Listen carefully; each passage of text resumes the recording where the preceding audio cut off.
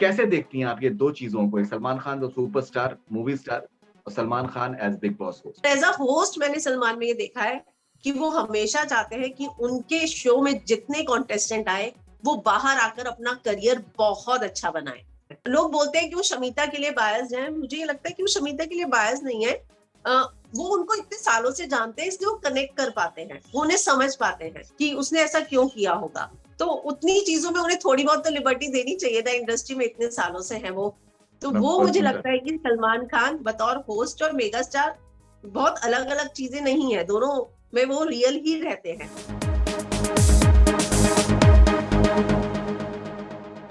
आपने सलमान खान के साथ में आपने एज़ अ जर्नलिस्ट आपने बहुत से आपने इंटरव्यूज़ करे हैं, आपने उनकी जर्नी देखी है, आपने बहुत से इवेंट्स उनके कवर करे हैं। और आप जब सलमान खान को एक एज़ अ मेगा स्टार देखती हैं, एज़ अ मूवी स्टार देखती हैं और जब आप उसको कंपेयर करती हैं कि जब as a big Boss host, considering कि बिग बॉस की पॉपुलैरिटी इतनी कमाल की है कि वो एक उनका मेरे ख़्याल से एक अलग ही सलमान खान की इंडस्ट्री है as a big Boss host. Yes. Because साल के सर्टेन सर्टेन महीने उनका जो भी शेड्यूल होता है वो उसके अकॉर्डिंग ही वो उसको बनाते हैं वो। तो कैसे देखती हैं आप ये 2 चीज़ों को? Salman Khan the superstar, movie star और Salman Khan as Bigg Boss host? देखिए, जब वो मूवी स्टार है वो एक कैरेक्टर को प्ले कर रहे हैं, लेकिन सलमान से जो लोग मिल चुके हैं उनको समझ में आएगा कि जो वो मूवी कैरेक्टर भी करते हैं प्ले, वो उनकी रियल मैनरिज्म को ही उसमें डालते हैं, चाहे वो डांस स्टेप हो या जो भी हो। आप भी कितनी बार मिले हैं तो आपको भी ये रियलाइज हुआ होगा कि सलमान जो है कैरेक्टर को अपने हिसाब से ढाल देते हैं। ऐसा नहीं होता कि वो कैरेक्टर करते हैं ना। बिग बॉस में क्या है, देखिए यहाँ पे रोज के बहुत एपिसोड होते हैं। पहले मुझे ऑनेस्टली कहूँ, मुझे ये लगता था कि सलमान खान शायद सारे एपिसोड देखते हैं, और अभी भी मुझे लगता है, पर मुझे कई बार जब वो होस्ट करते हैं, जैसे पिछले से पिछले वीकेंड का बार, तो मुझे ये लगा कि शायद उन्होंने स्क्रिप्ट के आधार पर शो होस्ट कर दिया।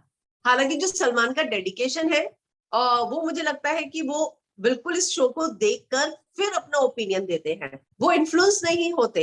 पर उनके बिजी स्केड्यूल को देखते हुए मुझे लगता है कि कई बार वो स्क्रिप्ट के आधार पर भी करते होंगे। मैं ये नहीं कह रही कि पूरा बैठकर देखते होंगे, पर जो जो मेजर फाइट्स होती हैं वो उनको जरूर बैठकर देखते होंगे और उसके बाद अपनी बात रखते होंगे।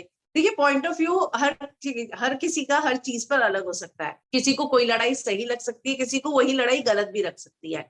पर एज अ होस्ट मैंने सलमान में ये देखा है कि वो हमेशा चाहते हैं कि उनके शो में जितने कॉन्टेस्टेंट आए वो बाहर आकर अपना करियर बहुत अच्छा बनाए।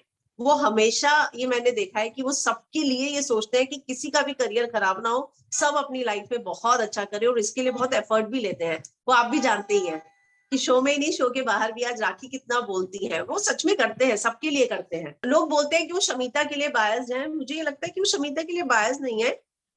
वो उनको इतने सालों से जानते हैं, इसलिए वो कनेक्ट कर पाते हैं, वो उन्हें समझ पाते हैं कि उसने ऐसा क्यों किया होगा। तो उतनी चीजों में उन्हें थोड़ी बहुत तो लिबर्टी देनी चाहिए था, इंडस्ट्री में इतने सालों से है वो।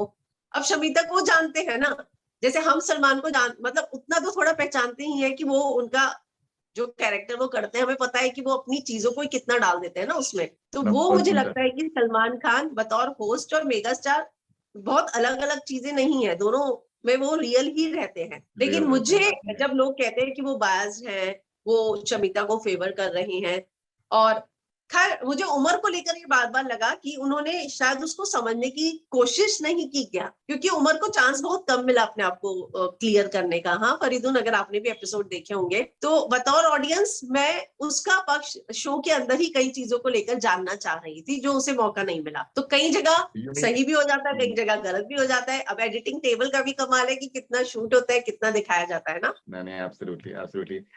हीना बहुत-बहुत शुक्रिया आपके वक़्त के लिए and for thank for you this wonderful Faridoon. Perspective और मैं चाहूँगा कि मैं आपसे फिर से और भी जुड़ूँ बिकॉज़ मुझे तो सीखने का मौका मिल रहा है आपके आपके तजुर्बे से, स्पेशली बिग बॉस के तजुर्बे से।